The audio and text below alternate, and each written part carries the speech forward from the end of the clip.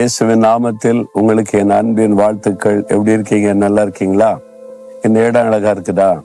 இங்க ஒரு ஒலிவ மரம் இருக்குல்ல, நம்முடைய ஜெபமலையில இது இருக்குது.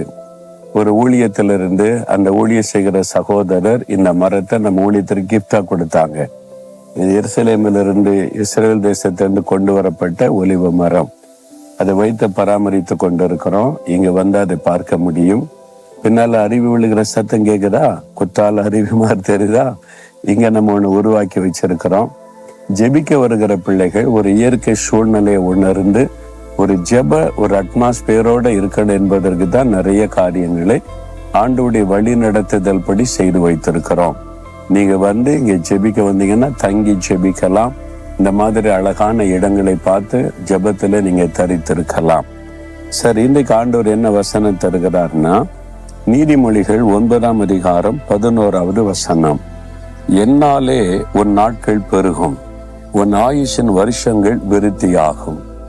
உன் நாட்கள் பெருகும், ஆயுசின் வருஷங்கள் விருத்தியாகும்.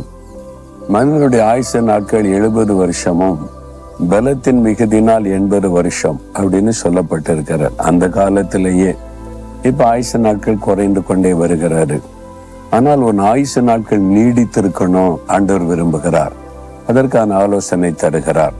நீங்க வியாதிப்பட்டு பலவீனப்படும் போது என் ஆயுசு முடிந்துருமோன்னு பயம் வந்துடும். இன்னொரு 10 வருஷம் கூட்டி கொடுத்தா நல்லா இருக்குமே, ஆயுச நாட்கள் பெருக நான் நல்லா இருக்குமே, என் பிள்ளைகள் பேர பிள்ளைகள் அவங்களுக்கெல்லாம் நான் ஜெபிக்கணும், அவங்கெல்லாம் ரட்சிக்கப்படுவதை பார்க்கணும் அப்படின்னு ஒரு நல்ல இருதயம் இருக்கும்.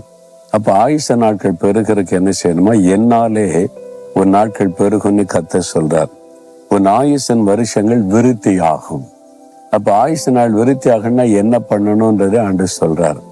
நீங்க வந்து எபேசியர் 6 அதிகாரத்துல வாசித்த பிள்ளைகளுக்கு ஆலோசனை சொல்லும் போது, பிள்ளைகளே உன் ஆயுசு நாட்கள் நீடித்திருப்பதற்கும் உனக்கு நன்மை உண்டாயிருப்பதற்கும் தாயையும் தகப்பனையும் கன பண்ணுவாயாக.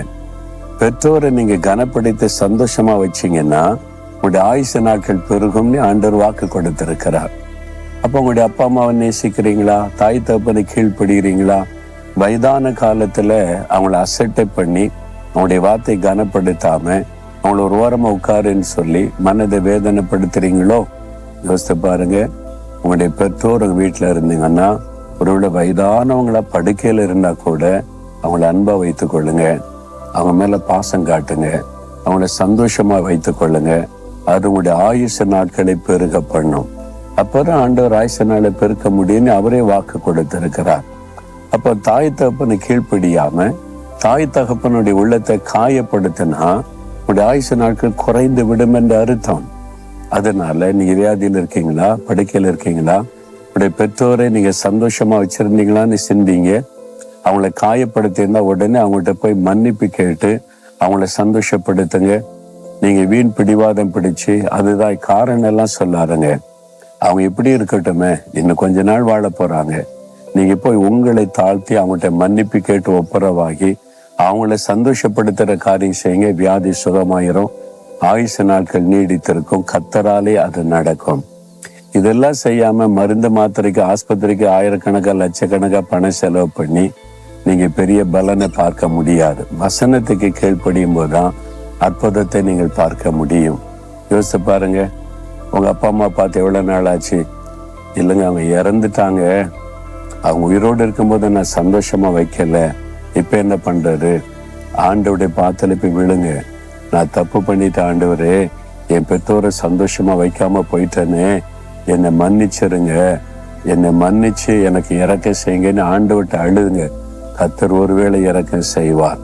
அதனால உங்க தாய் தகப்பனை அற்பமா நினைக்காதுங்க. மனைவிமார் உங்களுடைய தாய் தகப்பனா இருந்தாலும் கணவனுடைய தாய் தகப்பனா இருந்தாலும் எல்லாரையும் ஒரே மாதிரி நேசித்து அவங்க சந்தோஷமா இருக்கிற மாதிரி பார்த்து கொள்ளுங்க. அது உங்க குடும்பத்துக்கே ஒரு பெரிய ஆசீர்வாதம். இன்னைக்கு அந்த ஆசீர்வாதத்தை இழந்து நிக்கிறீங்கல்ல, உங்களுக்குள்ள ஒரு மரண பயம் வந்திருக்குது இல்ல, உங்களை தாழ்த்துங்க, வசனத்துக்கு ஒப்பு கொடுங்க. ஆண்டு என்னாலதான் ஆயுச நாட்கள் நீடித்திருக்க செய்ய முடியும். டாக்டரால முடியாது, மருந்தால முடியாது. அவங்க முடிஞ்ச அளவுக்கு ஹெல்ப் பண்ணுவாங்க, அதை வச்செல்லாம் நடக்காது. அப்படின்னா பெரிய பெரிய கோடீஸ்வரங்கள்லாம் 120 வருஷம் 150 வருஷம் வாழணும்ல. எத்தனை பேர் சின்ன வயசுல செத்து போயிடுறாங்க. கோடீஸ்வரங்க தான், பணத்தை வச்செல்லாம் காப்பாற்ற முடியாது. ஆண்டோடைய கிருபை. அதுக்கு உங்களை தாழ்த்துங்க. இப்போ ஒப்பு கொடுக்குறீங்களா? ஆண்டவரே, என் தாய் தகப்பனா நான் சந்தோஷமா வைக்கணும், என் ஆயுசு நாளை நீடித்திருக்க பண்ணுவேன்னு சொல்லி இருக்கிறீங்க. அதுக்கு ஏற்றபடி உடைய வசனத்தின்படி வாழ ஒப்பு கொடுக்கிறேன். எங்க அப்பா அம்மாவை நான் நேசிக்கிறேன். அவங்கள்ட்ட போய் மன்னிப்பு கேட்டு என்னை தாழ்த்துகிறேன். அவங்கள சந்தோஷமா வைக்க ஒப்பு கொடுக்கிறேன். என்னையும் ஆசீர்வதித்து இந்த வியாதியெல்லாம் மாற்றி, மரண பயத்தெல்லாம் மாற்றி, நீங்க வாக்கு கொடுத்தபடி இந்த ஆயுசு நாட்களை நீடித்திருக்க பண்ணுங்க. இயேசுவின் நாமத்தில் ஆமேன், ஆமேன்.